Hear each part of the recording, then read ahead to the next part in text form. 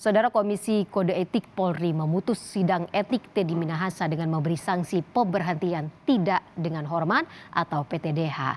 KKEP menilai perilaku Teddy sebagai perbuatan tercela. Kepolisian Republik Indonesia memecat dengan tidak hormat mantan Kapolda Sumatera Barat Irjen Teddy Minahasa. Keputusan pemecatan diambil dari hasil sidang Komisi Kode Etik Polri di Gedung TNCC Mabes Polri kemarin. Sidang menghasilkan dua sanksi, yaitu pemberhentian tidak dengan hormat dan sanksi etika, yaitu perilaku Teddy dinyatakan sebagai perbuatan tercela. Putusan sidang Komisi Kode Etik Polri. 1. Sanksi etika, yaitu perilaku pelanggar dinyatakan sebagai perbuatan tercela. 2.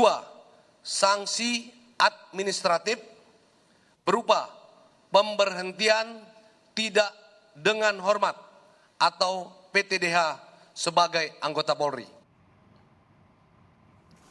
Pasca PTDH, Irjen Teddy Minahasa melalui penasehat hukumnya menyatakan banding.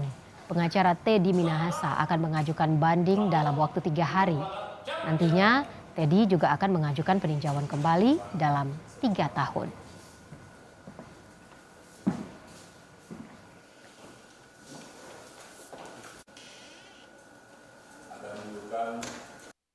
Dari putusan ini mau banding nggak, Bang? Kalau tidak memuaskan pasti banding. Tadi kan sudah kami sampaikan. Berarti kalau memang di PTDH akan banding? 1000% kalau PTDH kami akan ajukan banding. Kalau